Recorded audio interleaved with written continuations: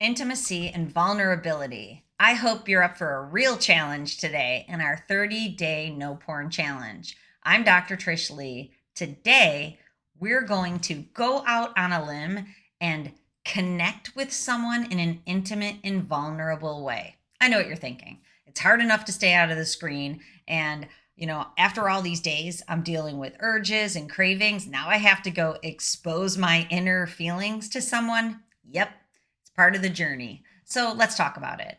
We know that when people go into the screen, they're most times escaping difficult feelings or stressors that come at them, difficult emotions and thoughts that aren't being processed well. So instead of processing them and approaching and engaging, instead, disengagement into the screen to attempt to get an artificial replacement for the intimacy that you crave in the real world.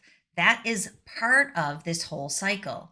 So, to be able to stay out of the screen, you have to develop the skill of building intimacy, being vulnerable with the safe people in your life, and showing kind of that soft underbelly that's in there. And trust me, when you do it, you will hopefully, if the person truly is safe, you'll be received in a really positive way that will encourage you to do it again.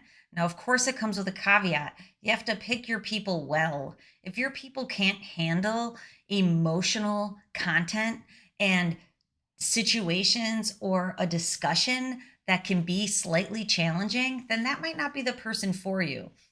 And again, you might want to dip your toe in this water when you're building the muscle of intimacy and vulnerability. If you've joined me on any of my YouTube lives, you probably hear me talk about some of the emotionally immature people in my life and what happens to me when I kind of throw emotional content out there. Generally, it's jumped over just like a puddle. So if it's jumped over for you, then that means that person couldn't process that. So what does this look like in practical sense? When this is what I want you to do today. When you have a feeling, something that's creating either anger, or if you feel sad, or if you feel off, sit with that feeling for a minute and see what it is. And then instead of reacting in an angry way, say to the person what you actually think and feel. And it will teach you to process those feelings and those emotions in real time. Now, if you're not able to do that, because that is an online skill that you're doing in real time, I encourage you to think of something that might be running in your background or something that's stressing you out and share that with someone safe in your world. I gave the example on my YouTube live about my husband who generally doesn't watch any of my videos, thank God, because I talk about him all the time. But he was audited by the IRS, and I could see his anxiety going up, up, up. And he was weird, and he was, acting in a strange way. He was irritable, to say the least. And I asked him, I go, dude, what's going on? And, he didn't tell me. But then the next day he said, I'm stressed out because I'm being audited by the IRS. There's nothing there, but I'm, in the back of my mind, I think they're going to find something I didn't know about. I'm going to owe hundreds of thousands of dollars. Obviously, that's a stressor. So when he told me, that connected us more. It made me feel more compassion for him and understand why he's being stressed out. So instead of making up in my mind what I thought it was about, or just not knowing and feeling, put off and disconnected from him, now I felt more connected and I wanted to support him. And I went out of my way to make those days easier when he collected all the stuff that he needed for the audit, which by the way was like a month ago. And of course he's heard nothing. So he's all stressed out about it. And then, they go through his stuff on one given day.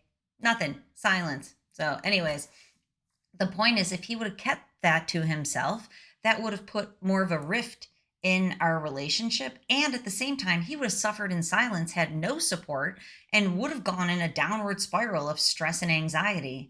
When he offloaded that to me because I can handle it and I was able to support him, now there's two of us in this game, and it can really connect you with the people in your world. So that is how you show the vulnerability and you build intimacy through doing it. That's what I would like you to do today. And if you have to gear up your courage to do it, it takes courage to share your true self.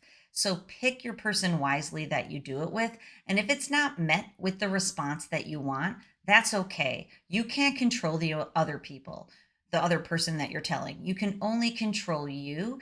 And in doing it, you're going to gain the skill regardless of what that person's response is. But obviously, the healthier the person that you choose, the better the response you get back from them, which will encourage you to share those vulnerable aspects of yourself to build intimacy again. And again, the whole reason we're doing this is we're building new neural pathways. This is the neural pathway that says when I feel uncomfortable, I approach, I engage, I resolve. I don't escape and go into a dopamine deluge to feel better about it without actually doing anything about it. You are now building that neural pathway of integrity and dignity through intimacy and vulnerability. And I know it might be a little bit of a challenge because every time I have to do it, even though I've been working on that muscle for a long time, it still spikes up a little bit of, that little bit of a response like, oh, here we go, being vulnerable again. But I know you can do it. And I know it's going to pay off dividends in the offensive plan that we're building here together.